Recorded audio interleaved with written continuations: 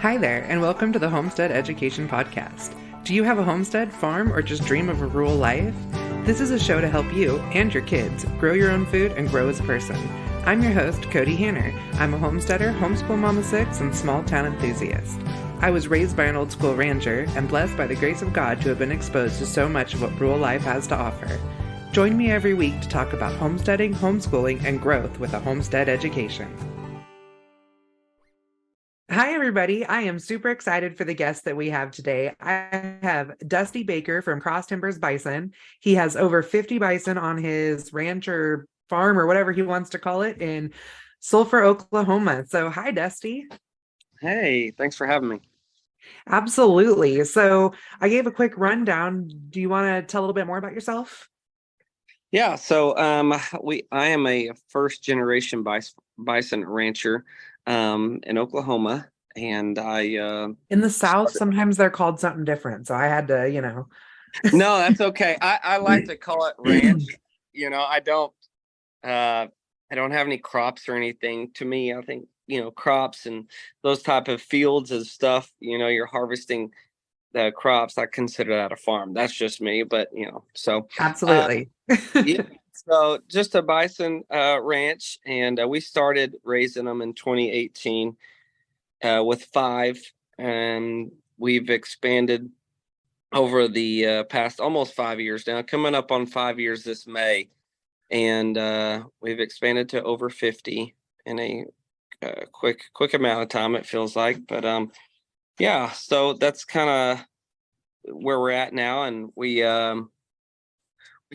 started a jerky line. We started a jerky line in last year with jerky and snack sticks, and then we also started jerky and snack sticks, and then we also started a meat line last year. So learned a lot there, and awesome. So do you just sell off your farm, or do you do the shipping? We do the shipping. We ship meat across the country whenever we have it, and then of course it's a lot easier to ship the dry goods, the jerky and snack sticks, so we always typically have it, and we try to keep up with that. So and then my mom has a store in my hometown here of Sulphur, and she sells meat, jerky, and the snack sticks in town too. So that's awesome. So I have to admit, I have personal curiosity and professional reasons that I was excited to bring you on. Yeah. So when I was in college, I was working towards doing a master's in bison nutrition.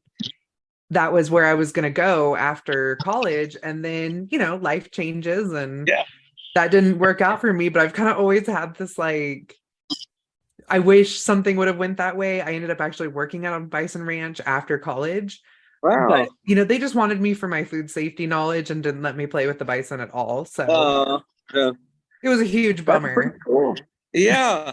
You don't get to hear that very often, is that people are associated with bison, so that's pretty interesting. Good. Yeah, I grew up with a bison ranch right down the road from me in California when I was a kid. I mean, it was there, and that's where I worked after college. And what an experience, I'm sure. Oh yeah, I've worked in some really cool places because I was never I never wanted to work in the boring places. I only wanted to work in the cool places. Yeah.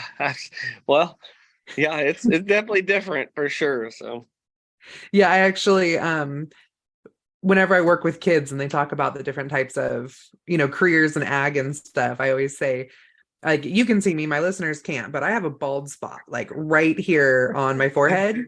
Yeah. And it is from being attacked by an ostrich on a wildlife preserve. So oh my gosh, I'm sure that's a really good story to tell. Well, basically I just wasn't fast enough. So yeah, well, they're pretty quick animals. Right. I do not like them. Not a huge fan. But getting pecked on the head by an ostrich is about the same as getting whacked in the head with a baseball bat. So oh yeah, I could see that. Yeah. Yeah, but hair never grew right again. So that was probably 20 years ago. That's funny. So I saw you pop up that you're going to be a speaker at the Okie Homesteading Conference. Yeah. Uh-huh. Yep. What excited me about that is I see so many homesteaders, small scale ranchers, they're wanting to get into, I mean, I guess you can consider even the bison the exotics. Mm-hmm. But there's obviously a lot of things you have to consider as far as fencing and all those types of things, but you also have to consider the regulations. And I don't think a lot of people think about that. Yeah. There's it's funny you said exotic because the federal government treats, when it comes to inspection and stuff, they still consider bison exotic. The states like Oklahoma, it's not considered an exotic. It's deemed. I'm not even sure what it's deemed, but it's definitely not an exotic. I think it's their own domestic category, just like beef, dairy, pigs, goats. So bison have their own now, but yeah, and the great part about it is there's not a lot of, you don't have to have a permit to raise bison. A lot of people ask me that, it's just like raising cattle. If you want to get into it now, there's obviously wholly different strategies you have to take, like fencing, like equipment, handling equipment, and those things that, it can add up as far as like me, a first time bison rancher, that can really add up for a beginner farmer. So Yeah, absolutely. I was checking out your chute system and I was just the sheer size of that cage or block that you have on the front of your chute, like to fit their heads. I was just the crash gate. Yeah, so you have to have a crash gate. Crash gate. Okay. Yeah, it's called a crash gate because they essentially crash into it. So the reason is they've got that tunnel vision, and on the front of a cattle head gate, it's just open, and you have the neck catch. If they see that vision, and they're so strong that they can just straight run through a normal head gate. So you've got to have something to slow them down and essentially stop them. If they do get those front shoulders past that head gate, you can't let them go because you're teaching them, hey, I can run right through this. So you really have to stop them. And it's a way to slow them down and get them in position where you can actually catch them in a good position. So, yeah, it's kind of wild, but mine have gotten used to it over time. So it's definitely different. They've learned you don't let them through. Yeah. Yeah. So, like, what is the size comparison of a bison steer ready for slaughter compared to a beef steer? I don't even know. I'll tell you this. I don't know much about the beef side of it. I've Okay. never paid attention to it. I just was So, never I mean, really. like 1,200 pounds is about the size of Yeah. a. Yeah. So what we do is we take ours at 1,000 a pound, at 1,000 pounds. So that's the target we try to shoot, and then they need to be about 2 years old. Is kind of where that weight hits, is about 2 years old. So that's the thing Okay. about, yeah, that's the thing about bison that's different than cattle, is cattle get there faster. Yeah, Obviously, I was gonna say that I was surprised that that's. yeah. And so it takes 2 years. A bull takes 2 years to hit that weight. Typically, that's a healthy get there weight. And then, you probably need to slaughter them between 2 to 3 years old, but for that prime steak, all your primals. But you don't have to castrate them. That's the great thing about them, is because at Oh, two, nice. you've got a decision you have to make at 2 years old. One, am I going to keep this bull for a breeding bull? Am I going to put him out with some females? Or two, am I going to process them for meat, because that's that primal weight that you're trying to hit. So, if you're ranching the way you've got them separated in pens, and so you keep your bulls that you're going to process, or you sell them to somebody, take them to a sale, and they do whatever they want with them, or you're going to put them out with their females for breeding. So keeping them intact doesn't affect the meat at that age? No, no, Hmm.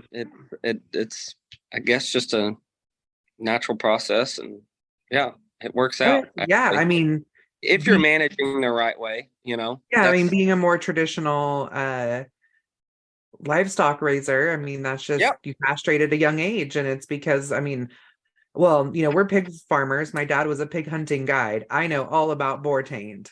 man. It is horrible. So, then I think of a bison who I've smelled some bison. They don't smell Yeah. great. No, yeah, no, it's kind of a weird aroma, a weird smell, weird sweet smell. Yeah, it's Yeah, really interesting. yeah, it is. So, for somebody that, well, I mean, I guess I have all these questions, but I don't care. You can shoot away. so did you have a hard time because you have to use a USDA plant to sell your meat, correct? I do.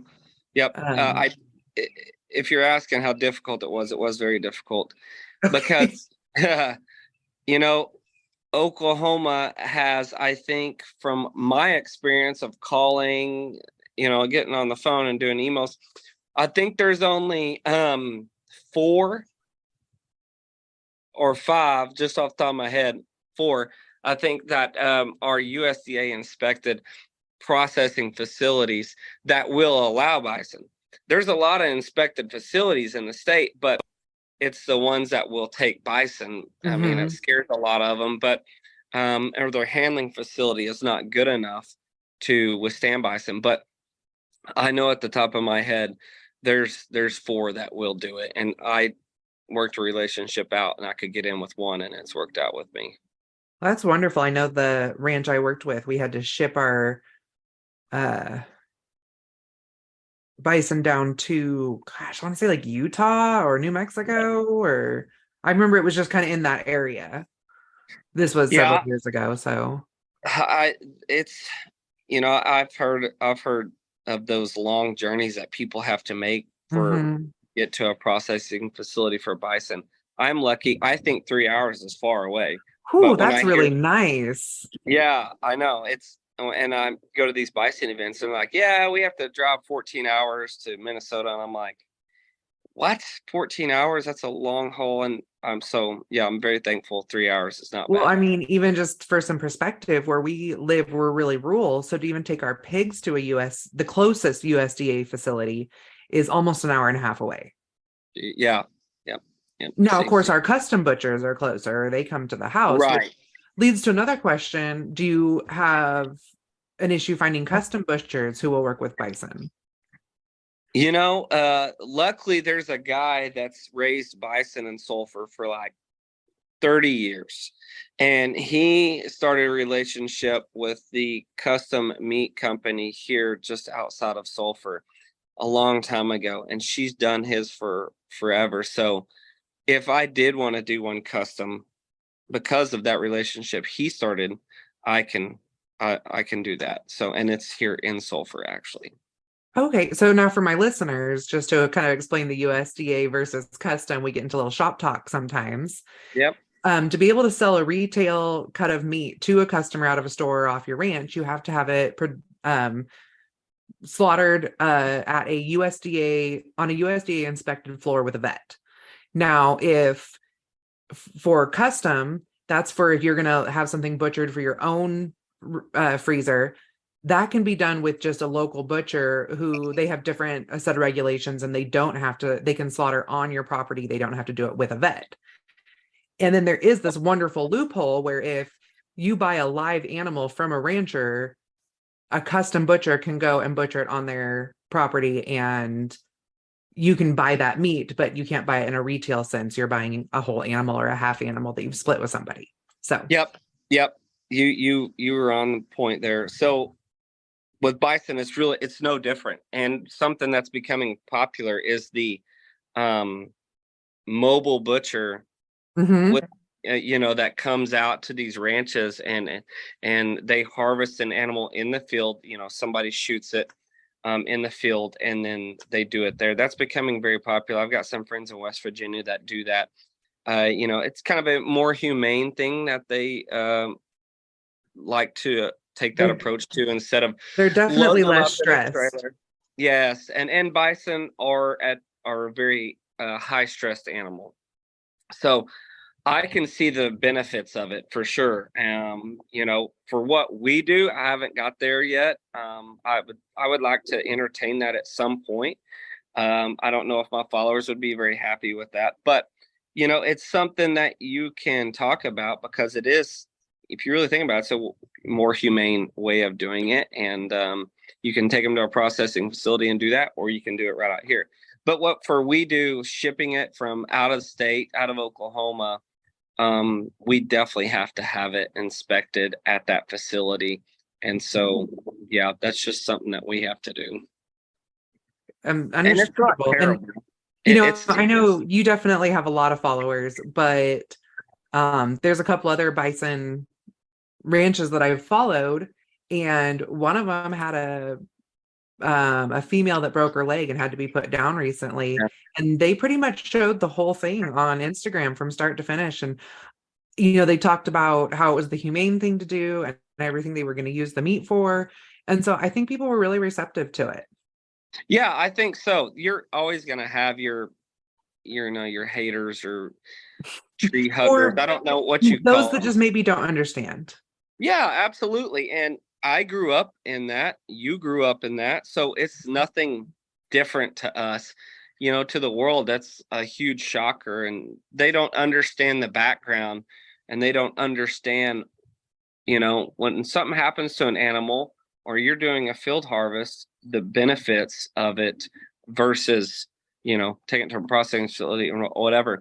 But you're watching that, and where that animal came from, where it was raised, where it was slaughtered, all those things. And I think with my following, that is something that I could teach them about, because they don't know, they're just not educated on it. And I would be happy to, introduce them to this and show them. So I have to be very careful. Plus YouTube is really weird, and Facebook is really stringent on sort of those showing those things, so I really haven't dabbled into how far I can go, like, for example, I shot a coyote here a month ago or so, and that video's been doing really well. It's different, but I didn't show.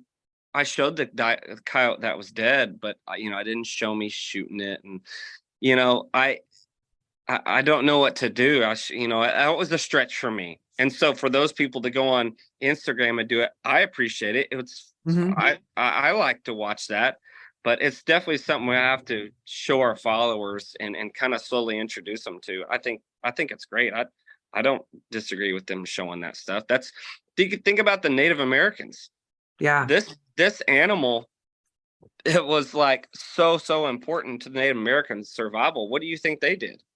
To survive. Yeah, absolutely. And I mean, I know just home butchering, the amount of the animal that I use versus even when I send it to my custom butcher, I have to send him with a whole list of things that I want back. Otherwise, it just goes into the offal or the rendering plant. Yep. I know. And I want to be better at that too. I'm trying to find ways to use the bones, or, there's little things that we could do to try to really use most of the bison. Well, and I mean, I had the Farmstead Meatsmith on recently, and he was telling me about the part inside the pig's feet that you can eat, which I've had pickled pig's feet before, but that's not really my favorite. Yeah. But I'll tell you what, the amount of scrap that comes off of the pigs I butcher and the deer I kill and the elk I kill, that is what almost exclusively feeds my Great Pyrenees throughout the year. Yeah, absolutely. I mean, I have 5 big dogs, and if I put dog food out for him, it just gets eaten by my other dogs, eaten by mice, that type of thing. And so I, once every couple of weeks, pull out all my scrap from the freezer and make him up a really nice meal. And, well, he doesn't only get fed every other week, but, yeah, like I only cook it every other week because it doesn't smell good. I mean, you put the time into the animal, you got it processed, you might as well use every bit you can for your entire farm or ranch, whatever it is. Yeah. Yeah, I'm definitely big on, not wasting as much as I can, and, not even like I said, I'm not going to eat some of that stuff, and I'm okay with that. Yeah. But the protein is staying on my land. So Yes, you might as well use it and give it back to the animals that protect your place too. Those Pyrenees. That's what I have. I have one of those, so I get it. yeah, I saw a great video of him tucking tail running from one of your bulls. I kind of had to laugh Oh at that yeah, I'm one. sure. Yeah, Well, it's funny. My Great Pyrenees wants nothing to do with herding or anything like that. He's like, nope, you guys have fun. Like, I'm just gonna do my got it. thing. And That's funny. it is Yeah, funny to watch the difference in the dog personalities. it is. Yeah, my healer, she tries to get out there and get after him, and she likes to do it on the other side of the fence. To try Mhm. to. She's smart. She stays on the other side of the fence, but I can get her out there to work with the young ones sometimes. She don't like the adults. So Mhm. Well, it's like, I mean, our healer actually just got killed recently. oh no. Yeah, he had a run in with a snowplow. Like, I mean, we live in the middle of nowhere. Like, it's probably the only vehicle on the highway, and somehow yeah, I don't know.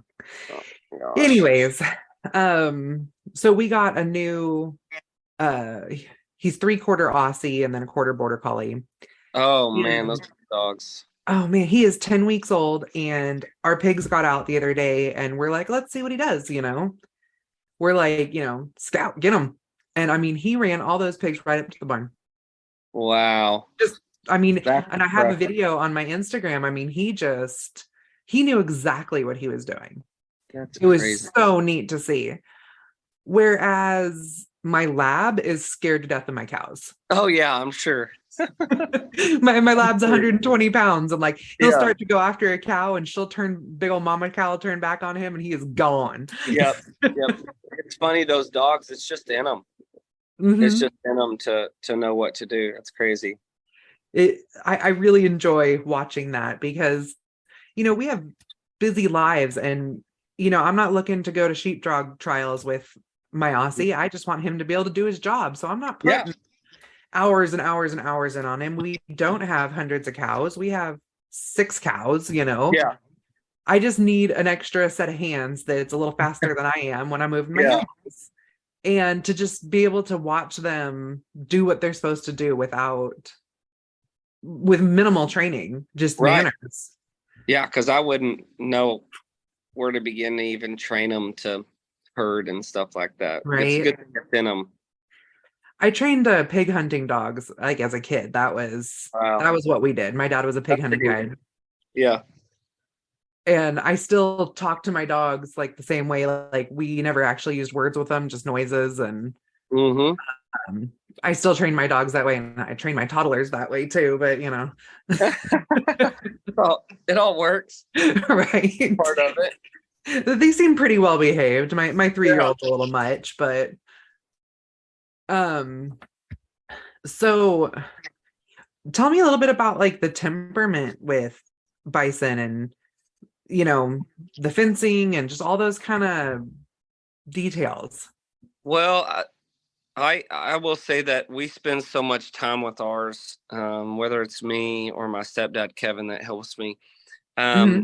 we are out there with them almost on a daily basis, and it has the term I use is kind of habituate them into a smoother way of raising them and stuff like that, because we want to be around them, but you also want to give them distance and just let them do their thing and be bison, graze Hmm. and whatnot. So we try to find that balance, but they're around us so much, you kind of build this trust level with knowing that they can still hurt you. Um, and then what we do is when we work them twice a year. They're not as crazy and wild. Now, when you start to pin them up and you hop in there with them, and there's something different going on that day, they do get jazzed up. They get the blood rushing. But every year that we work them, and every time that we work them, the adults especially, they get used to that, and they know what's happening. And so because we've spent so much time with them, and that's definitely calmed them down temperament wise. which is nice. And I'm pretty selective of where, if I do purchase bison, where they come from. If you get a bison or an adult or something or a young one, just doesn't matter. If you get them on a big ranch or a national park or something, they're gonna be pretty, pretty wild. So Mm-hmm. we like to buy them young and raise them young. So I started off with yearlings. I buy calves. I like them young because you can teach them your system. They get used to you, and you get used to them, and you build that bond. And so that's kind of how we do it. Not everybody's the same. Not everybody has as much time, Mm-hmm. with my video thing and stuff. I'm able to spend a lot of time with them. So as far as fencing goes, we just run barbed wire. We do 6-strand barbed wire on the outside of our property. Oh, wow. Yeah. And my my approach to that is you keep them happy. And that's really the only way that you're going to have some issues. And I'm a young producer, and I'm probably going to run into problems at some point. Maybe, who knows? I don't know. But the only time that you have problems is human mistake, which is not latching a gate, something simple like that. And then also, what I was going to say was bulls, your pasture rotation and making sure that they have plenty to eat and drink, and don't give them a reason to want to get out. But what I was going to say is bulls, bulls Mm-hmm. can probably be a problem, but so far we haven't. Our herds are small enough that we don't have to have 2 bulls in to compete. Well, how many acres are you running them on? So we have 189 at Okay. the Ponderosa is what I call it. We have 189 there, and they're only on 80 right now of it, because the other Okay. half, we did a burn on, but also we have new fencing being built for the back half of it. So Yeah. Well, I mean, it just gives a bigger picture. If you're running 50 bison on 80 acres, they've got plenty of room. And yeah, and that's not, we only have 30 at the Ponderosa. hmm, The other 20 is still at the original place where I started, which is at Mom and Kevin's. okay. Yeah, which is where we started raising them. But we'll eventually be able to expand, and we'll have more acreage so we can do a better job of rotational grazing and stuff. So but when we acquired the property, we knew that we were going to have to do some fence building for sure. Well, I mean, it's about the animals because, like you said, if they're happy, 6-strand will keep them in. Yep. My cows, if they're happy, 1-strand of hot wire that Hot half the wire. time doesn't work keeps them in. Yeah. Yeah. Yeah. They get hungry and they get bored, or they go into heat and get bored. But Yep. I have to Yep. keep. That's pretty much the only reason I eat the hot wire is for when one of my cows goes into heat. She gets really dumb and takes off. Yep. That's funny. She's excited. Right. And we live right on the Canadian border. So, I mean, Oh, if she man. heads in the wrong direction, like I don't get my cow back. Jeez. Yeah. We had pigs get out one time and they headed for Canada. I was like, oh my gosh. They headed north, huh? Right. And like that's pigs are what we raise. We have 9 sows. Yeah. And I was sitting here thinking when you were talking about how big they get and how big your bison get, and then that like spend a lot of time with them, know that they still can't hurt you. I have sows that by weight are pretty darn close to your 2-year-old bulls. Yeah. Yeah. I mean, That's they're crazy. 700-800 pounds. Wow. Yeah. And I take my toddlers out in the pen with me. That But is crazy. my bigger concern is that they get excited and they, like have you ever seen happy pigs? They jump around, they kick their back feet, spin around. Yeah. Yeah, that's a really good way to get knocked over. Oh yeah, I'm sure. That's the thing with bison is, You're just in their way. They're not Uh-huh. coming out to get you. You're just in their way. That's it. That's really it. Yeah, absolutely. I mean, I have this one sow, she'll come running full speed, scares the heck out of people. And because she knows that I'm always gonna have an egg in my hand for her.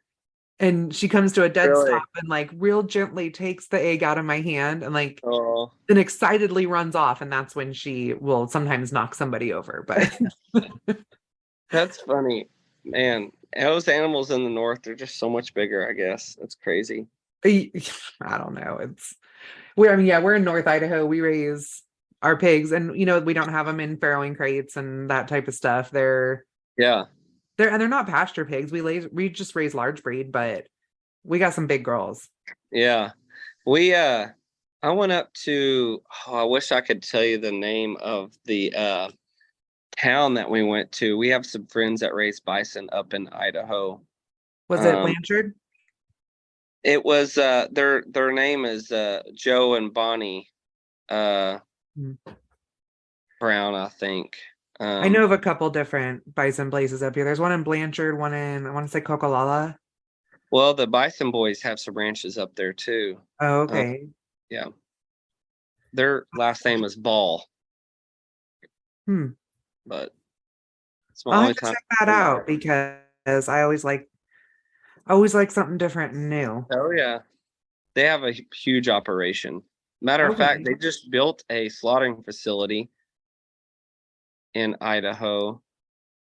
Um, what's the big city? It's like I should know, in the Boise, south southeast Idaho. like Twin Falls. Yes, I think they Okay. just built a huge processing facility there for bison. Nice. That makes sense because that's really close to like Yellowstone and Montana, and Yep, yep. that's really smart. Yeah. We're up in the panhandle of Idaho, literally 1,000 feet from the border. Oh my gosh, Like the welcome to Idaho sign is on our property. that is So, crazy. like, Woo. I'm looking out my window right now. We have 5 inches of snow, and if it wasn't snowing, I'd be able to see Canada from my window. So, Oh my. yeah. I can't imagine the cold temperatures you go through. Right. I was just talking to someone in Texas this morning, and she's like, it's like 85 here. Yeah, yeah, I know. It's beautiful right now. Matter of fact, I'll check my phone and yeah, it's 75. It's beautiful here. Wow. I mean, it's beautiful here, but yeah, I grew up in California. I don't do the snow, but Yeah. Whew. I mean, I'm always careful when I say California. I grew up in Northern California. It's pretty rural there. Yeah. I was gonna say if you grew up in the other half, yeah, a little different. Yeah, not so much. My dad was from Tennessee and he hitchhiked out to California when he was 13 and started working in shipyards. And by the time he was in his early 20s, he owned three. Oh my gosh. Yeah. Wow. Good for him. He had one in San Diego, in the Bay Area, and then in Portland. And he was like, I hate the city. He's like, country kid out of Tennessee. So he bought this huge ranch in wine country, specifically because he liked pig hunting and there was pigs there. Uh-uh. Yeah. That's awesome. And then his brother took over the business, and my dad was a hunting guide for the last 25 years of his life. That sounds honestly like a lot of fun. Yeah, it was a blast as a kid, because we got to do, got to do some of the city stuff. And my dad was really big into Safari Club International, so we traveled a lot. But really, we just spent a lot of time in the backwoods with our dogs. That's pretty cool life. It's not bad. Yeah, it was pretty good. My mom was a taxidermist, so Oh, well, heck, that's even better. yeah. A And then they hard looked at job. me weird when I said I wanted to major in agriculture. They're like, "Well, what are you to do with that?" I'm like, Yeah. I never thought it would be that I was going to be a podcaster. Yeah. I didn't think I was going to be a bison rancher. Right. Yeah. I mean, I worked in the food safety industry for a decade, and then, Yeah.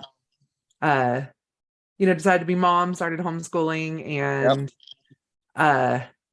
I hated all the homeschool curriculum. I wanted to teach my kids what I knew, so I wrote a homeschool curriculum on homesteading. That's awesome. And I mean, like I said, I don't know if you'd looked into my stuff at all. It's a 300-page science textbook. Jeez. that is absolutely going crazy right now. It's so awesome to go to these conferences and just Heck have all yeah. these wonderful conversations with people about what, I poured into this. So, Absolutely. Well, good for you. Yes, I do need to look at that. Good right. for you. I Um, was a teacher and a coach for 10 years. okay. So, yeah, you get that like Yep. wanting to reach the kids in a different way. And Yep. I get it. actually, you can see here behind me, I was teaching how to budget a homestead business. So, Nice.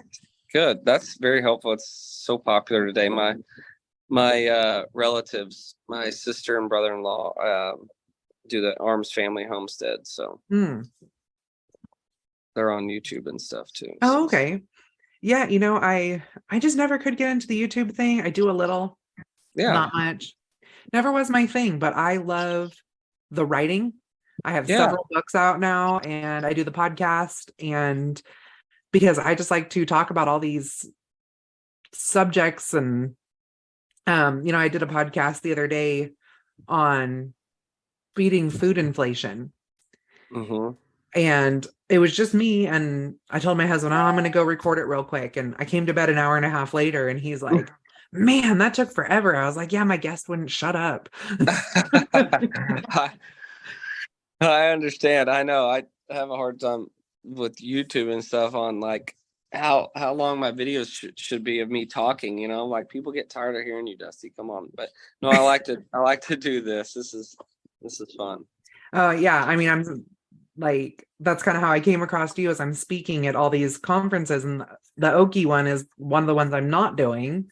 Oh man. Yeah. And so I was like, "Oh, well, who's going?" And that's how I came across you. Yep. I'm doing the Ozarks one though. Oh, okay, gotcha. Is that Yeah, Missouri? that's in Missouri. Yeah. Yeah.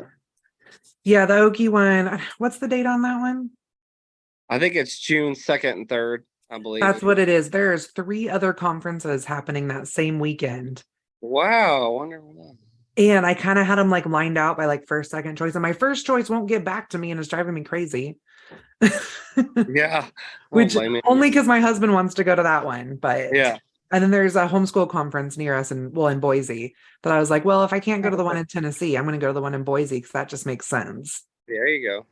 My 5-year-old is convinced that I've made up zoos and that like elephants and giraffes don't exist. Because when I finally took him to a like quote zoo, it was bear country up in like South Dakota.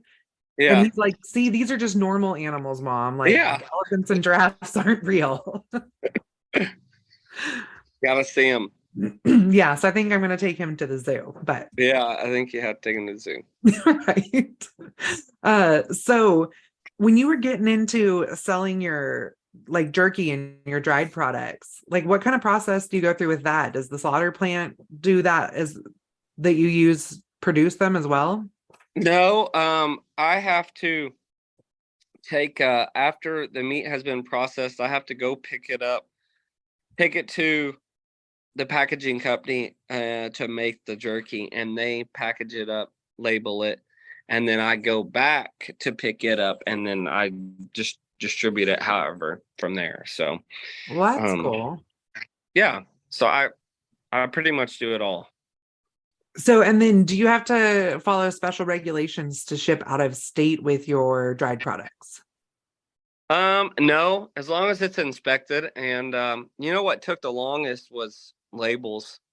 Getting the labels with the ingredients and all the information, and then getting those design and stuff took the longest process. But no, as long as they're inspected, it's free game as far as I know. So Well, the meat's inspected. You take it to a packaging facility that is also inspected.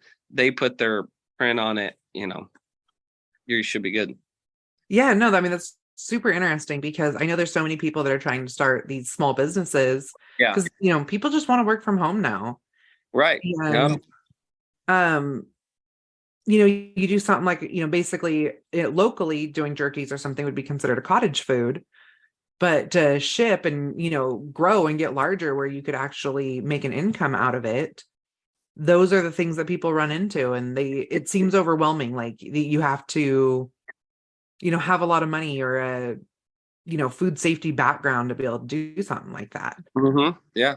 Right. And even myself, I tend to overthink it. Yeah. Oh, that's easy to do too. Yeah, I agree. You can overthink it, but Taking notes. oh, you're good. So, all right. Well, as we're kind of running to the end of our time, one of the things I ask everybody is, what does keep growing mean to you? Keep reaching to be better. Keep you always set goals for yourself and your family. I think you have to keep setting goals for what you want to accomplish. Yeah, you can't get too big, I don't think, if you keep your head on straight, so as a family we set goals and we keep striving for something different, something new. And the main thing that you think about in that growing is you want to grow relationships with people, and you want to reach their goals and help others do that as well. So with all that being said, I think that's all part of growing, is to help others, and help your business and your family grow, and just yourself grow as a person. So I love it. That's probably my favorite question of my whole podcast every time, because everyone's different. Everyone's answer is just so different. And the reason I started the podcast was to teach people how to grow their own food and grow as a person. Yep. So that was why I bring this one up for everybody. So good question to ask. Thank you. You're welcome. Where can everyone find you and find your products and see you speak and all those things? I guess the main hub is on our website at crosstimbersbison.com. And then from there, you can kind of see should be links to YouTube channel, and then our Facebook channel, and then Instagram and TikTok as well. I'm on all those now. So that's kind of the main thing I do. I post on YouTube on Sundays and Thursdays, and then on Facebook Tuesdays and Saturdays typically. And then, of course, trying to keep up with the social media with Instagram on and TikTok. And that's just whenever. So awesome. Well, everybody make sure you go check him out, support what he's doing, order some jerky. I think I'm going to. Yep. And I know that I have really been loving his reels and stuff on Instagram. It's really great watching the bison. So thank you so much for joining me today, and keep growing. Thanks, Kody. Thank you for joining me today at the Homestead Education, and I hope that I have given you something to think about this week. To help others find me, please comment and leave a review on your favorite podcast player. You can also follow me on Facebook at the Homestead Education and Instagram at homestead_education. Do you have questions that you would like answered, or just want to say hi? Please email me at hello@thehomesteadeducation.com. Until next time, keep growing.